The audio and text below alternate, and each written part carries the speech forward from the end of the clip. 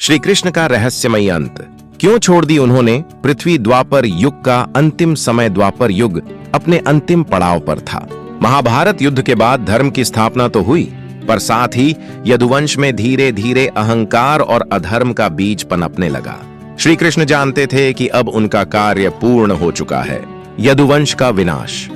एक दिन श्री कृष्ण के पुत्रों और यदुवंशियों ने ऋषियों का मजाक उड़ाया। क्रोधित होकर ऋषियों ने उन्हें श्राप दिया, तुम्हारा वंश मूसल लोहे से नष्ट होगा। और वही श्राप भविष्य का द्वार बन गया। मूसल युद्ध का श्राप सच हुआ। समय बीता और एक दिन यदुवंशी आपस में मदिरा पीकर झगड़ पड़े।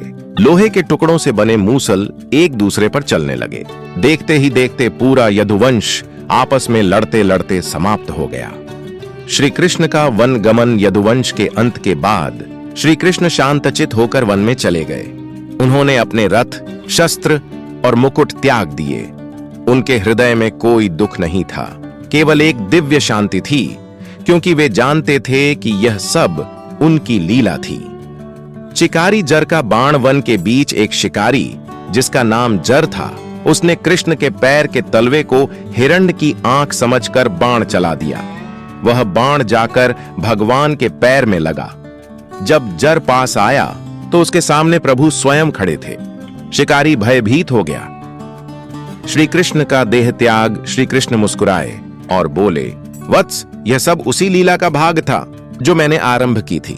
चिंता मत कर, तुझे कोई दोष नहीं। फिर उन्होंने अपने नेत्र बंद किए और उनका दिव्य तेज आकाश में विलीन हो गया। पृथ्वी का संतुलन और कलयुग का आरंभ। जब श्री कृष्ण ने पृथ्वी छोड़ी, उसी क्षण द्वारका नगर समुद्र में डूब गया और उसी क्षण कलयुग का आरंभ हुआ। वह युग जिसमें धर्म का केवल एक भाग शेष रहेगा। निष्कर्ष। ईश्वर का अंतिम संदेश।